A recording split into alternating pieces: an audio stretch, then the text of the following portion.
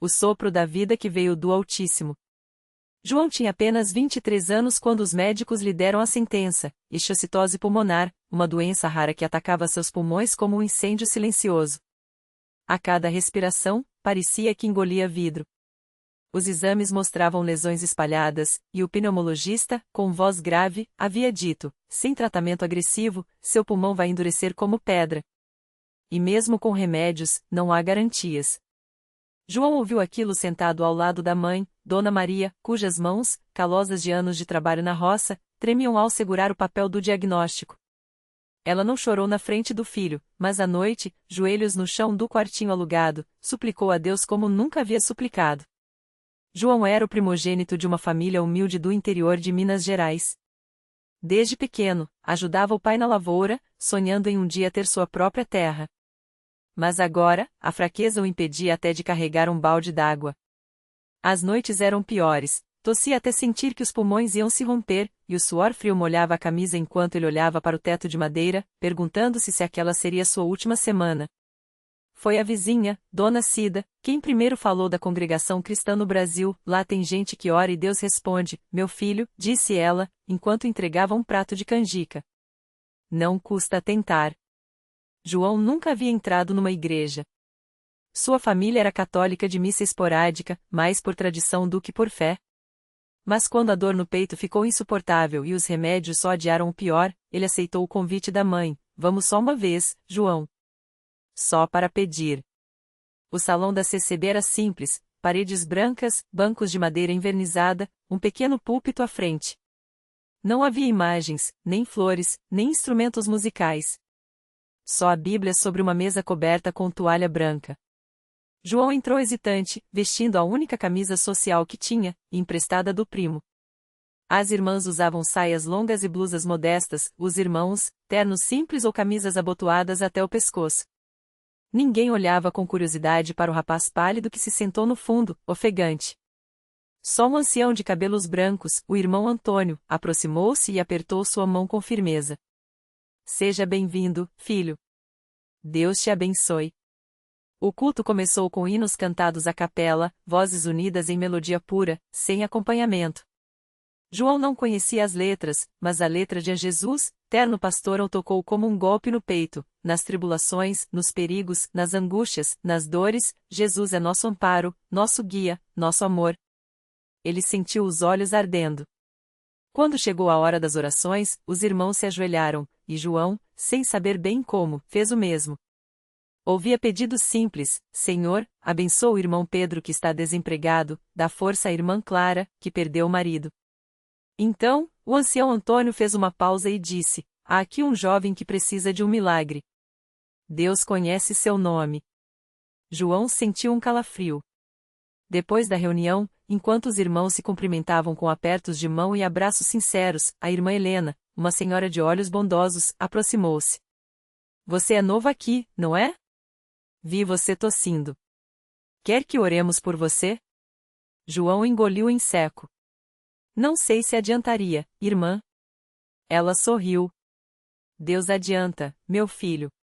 Ele adianta. Na semana seguinte, João voltou. E na outra também. Não entendia tudo o que ouvia. Falavam de a santificação, de a viver separados do mundo, de a confiar somente em Cristo, mas algo naquela simplicidade o atraía. Não havia show, nem promessas de prosperidade, nem emocionantes discursos. Só a palavra, lida com reverência, e irmãos que viviam o que pregavam. Um dia, após o culto, o ancião Antônio o chamou. João, você já foi batizado? Ele balançou a cabeça. Então é hora de entregar sua vida a Jesus.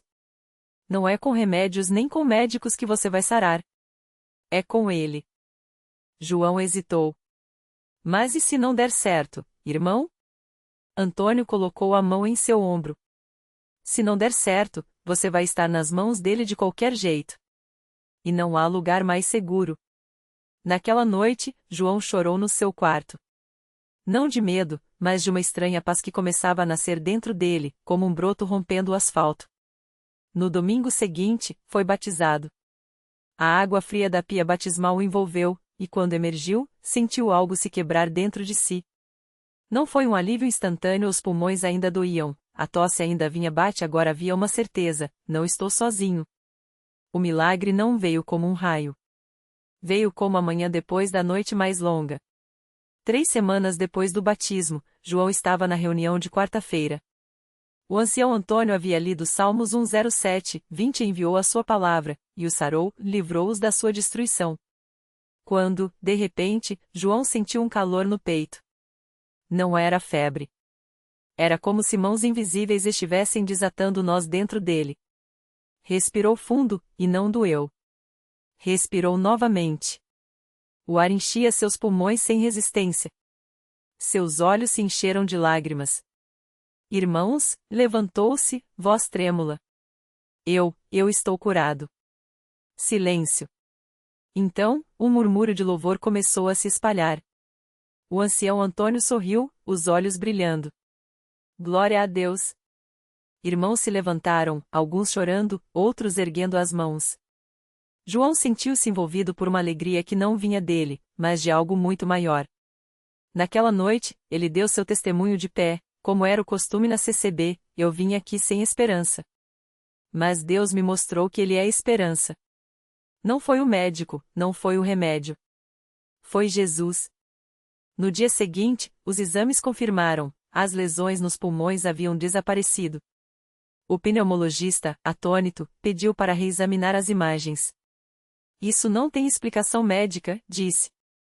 João sorriu. Tem sim, doutor. Tem nome: Jesus Cristo. Hoje, João é um dos irmãos mais dedicados da congregação. Ajuda a limpar o salão antes das reuniões, visita os doentes, e sempre que pode, compartilha sua história. Muitas pessoas procuram milagres, diz ele. Mas o verdadeiro milagre não é só a cura. É a vida transformada. Antes, eu vivia com medo. Agora, vivo com fé. A lição que João aprendeu e que repete a quem quer ouvir é esta: Deus não precisa de grandes templos nem de palavras bonitas. Ele age onde há um coração sincero. Na congregação cristã no Brasil, não há espaço para vaidades, só para a verdade. E a verdade é que, quando nos entregamos a Cristo de todo o coração, Ele faz o que nenhum homem pode fazer. Às vezes, quando o culto termina e os irmãos se despedem com um Deus te abençoe simples e profundo, João olha para o púlpito vazio, para a Bíblia aberta, e agradece.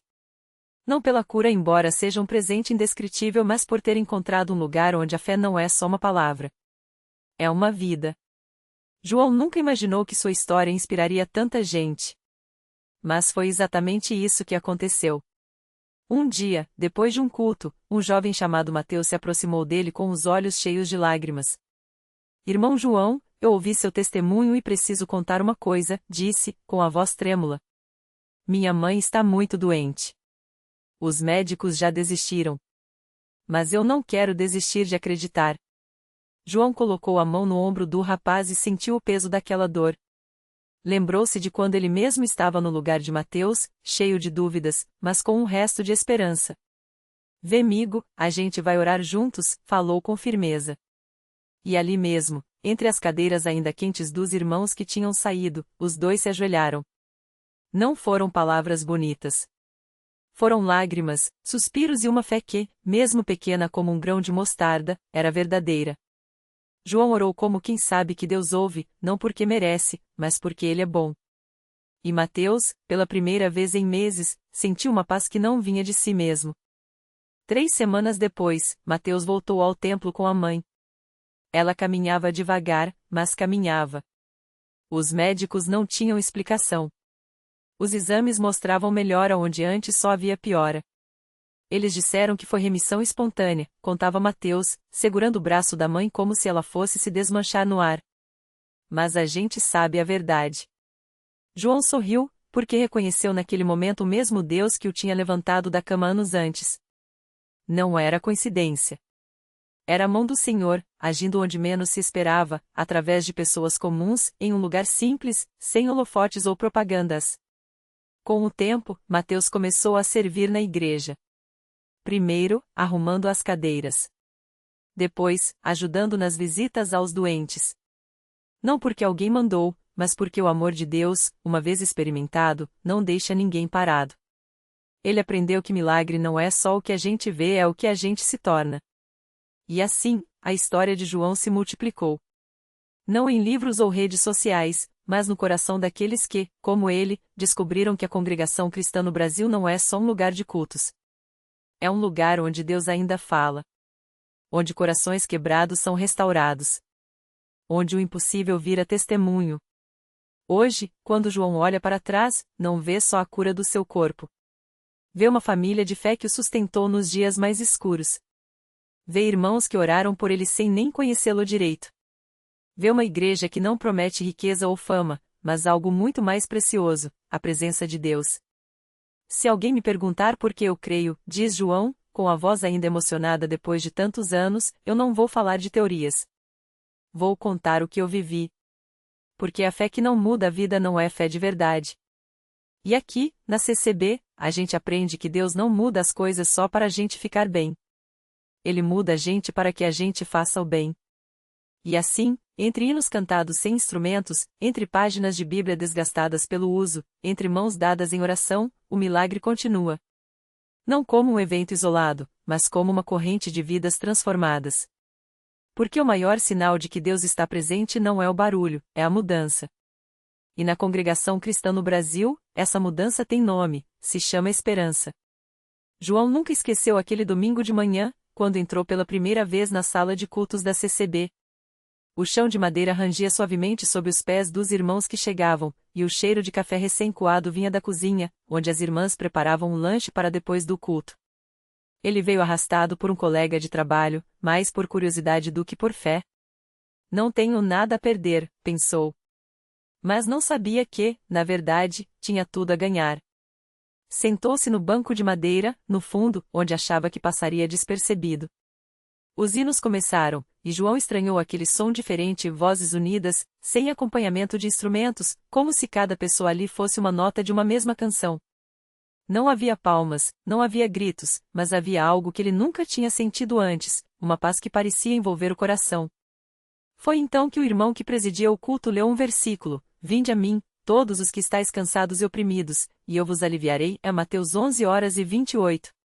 Aquelas palavras foram como um martelo em seu peito. João sentia-se exatamente assim, cansado. Cansado de lutar sozinho, de carregar culpas que ninguém via, de sorrir para o mundo enquanto por dentro se desmoronava. E, pela primeira vez em anos, sentiu lágrimas escorrerem sem que pudesse controlá-las. Não foi um sermão bonito ou uma pregação cheia de efeitos que o tocou.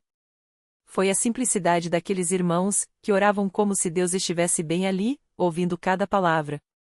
Foi a mão de uma irmã idosa que, sem dizer nada, segurou a sua por um instante durante a oração, como se soubesse exatamente o peso que ele carregava.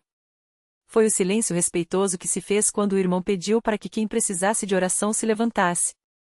João não se levantou naquele dia. Não teve coragem. Mas algo dentro dele já havia começado a se mexer. Na semana seguinte, ele voltou. E dessa vez, não ficou no fundo. Sentou-se mais à frente, como se quisesse ouvir melhor. O irmão que o havia convidado notou a mudança e, depois do culto, aproximou-se. Você parece diferente, João. Alguma coisa te incomoda? Foi então que, pela primeira vez em anos, ele abriu o coração. Contou sobre as noites em claro, sobre o vício que o dominava, sobre a vergonha de não conseguir sair daquilo sozinho. O irmão não lhe deu conselhos vazios. Não disse que seria fácil. Apenas olhou nos seus olhos e falou: Deus não te abandonou. E aqui, você também não está sozinho. Naquela noite, pela primeira vez, João orou de verdade. Não com palavras decoradas, mas com o coração quebrado. E algo aconteceu. Não foi um raio, não foi uma voz do céu. Foi uma certeza quietinha, como um suspiro no espírito: você é meu. E eu vou te livrar. Nos dias que seguiram, a luta não acabou. As tentações ainda vinham, mas agora João tinha um lugar para onde correr. Toda vez que a fraqueza batia a porta, ele ia à igreja. Às vezes, chegava tarde da noite e ficava sentado nos bancos vazios, só para sentir aquela paz de novo. Os irmãos não o julgaram. Pelo contrário, muitos deles já haviam passado por batalhas semelhantes e entendiam que a vitória não vem de uma vez, mas passo a passo, com Deus e com a igreja ao lado. Um ano depois, João estava de pé diante da congregação, dando o seu testemunho. Não era mais o homem quebrado que havia entrado ali pela primeira vez. Seus olhos brilhavam, sua voz não tremia mais. Eu pensei que nunca ia conseguir, disse, segurando a Bíblia que havia ganhado de presente no dia do seu batismo. Mas Deus não só me tirou do buraco, Ele me deu uma família. Uma família que ora, que chora junto, que celebra cada vitória, por menor que seja. E assim, o milagre de João se tornou parte da corrente. Porque na CCB, os milagres não são contados apenas nas grandes curas ou nos sinais espetaculares. Eles estão no irmão que larga os vícios depois de anos de escravidão. Na irmã que, depois de ser abandonada, encontra forças para perdoar e reconstruir a vida. No jovem que, em vez de seguir pelo caminho da violência, escolhe servir a Deus e se torna um exemplo para outros. Não é uma fé de resultados imediatos. É uma fé de transformação lenta, profunda, que muda não só as circunstâncias, mas o coração. E é por isso que, toda vez que as portas da igreja se abrem, há sempre alguém entrando pela primeira vez, assim como João entrou. Alguns vêm por curiosidade, outros por desesperança. Mas todos, mais cedo ou mais tarde, descobrem a mesma verdade: onde há amor, onde há oração, onde há uma igreja que vive o que prega, Deus está presente. E onde Deus está, milagres acontecem. Porque a CCB não é um lugar de promessas vazias. É um lugar onde a graça de Deus se faz real, todos os dias, na vida de quem acredita. E essa é a maior riqueza que alguém pode encontrar. João não imaginava que, anos depois daquela noite em que entrou arrasado na igreja, estaria de pé diante de um grupo de jovens, compartilhando seu testemunho com os olhos brilhando. As mãos que antes seguiam o ritmo das brigas agora seguiam as páginas da Bíblia, marcando versículos que o tinham salvado. Ele não era mais o mesmo. E não era só ele quem via isso. Sua mãe, que por tanto tempo chorou sozinha no quarto, agora sorria ao vê-lo batizar pessoas no rio, com a mesma água que um dia lavou suas lágrimas. Os amigos de antigamente, aqueles que riam de sua fé no início, agora o procuravam em segredo, pedindo oração. Alguns até haviam se convertido, impactados não por palavras bonitas, mas pela mudança que viam nele. João não pregava com sermões decorados. Ele pregava com a vida. E a igreja? A igreja continuava sendo aquele lugar onde as portas nunca se fechavam para quem precisava. Não importava se era madrugada, se era dia de semana ou se a pessoa chegava com o coração em pedaços. Sempre tinha alguém pronto para ouvir, para orar, para estender a mão. Como foi com a Dona Maria, uma senhora que perdeu o marido e chegou arrastando uma dor que parecia não ter fim. As irmãs da CCB não lhe deram respostas prontas. Deram-lhe colo, chá quente e salmos lidos em voz baixa, até que, aos poucos, ela voltou a enxergar a luz. Hoje, é ela quem acolhe outras viúvas, com a mesma paciência que recebeu. Tem também o caso do menino Lucas, de 10 anos, que chegava sujo e com fome, catando restinhos de comida perto do templo. Ninguém o expulsou.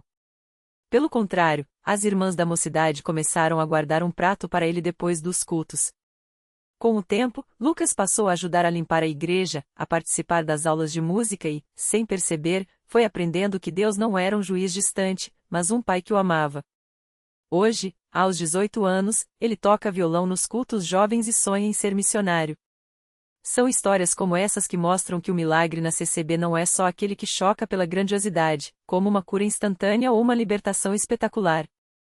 Muitas vezes, é um milagre silencioso, o pai que volta para casa depois de anos no álcool, a mãe que consegue perdoar quem lhe fez mal, o jovem que troca a rua pelo altar. É a transformação que vem do amor persistente, da oração que não desiste, da comunidade que não abandona. E João sabe disso melhor do que ninguém. Porque ele já esteve do outro lado. Já foi aquele que pensava que não tinha jeito, que Deus não olharia para ele. Mas a CCB lhe provou o contrário. Não com palavras, mas com ações. Não com julgamentos, mas com abraços. Não com teorias, mas com uma fé que se vive no dia a dia.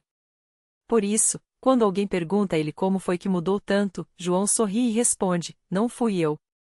Foi Deus, usando as mãos da igreja. Porque aqui, a gente não acredita em milagres só nos livros. A gente vê eles acontecerem. E então ele aponta para os bancos, para as pessoas que cantam, que choram, que se ajoelham. Olha só. Cada um aqui tem uma história. E todas elas começam igual, com alguém que entrou pelas portas da igreja e encontrou não uma religião, mas uma família. E é assim, com histórias reais de vidas restauradas, que a CCB continua sendo um farol.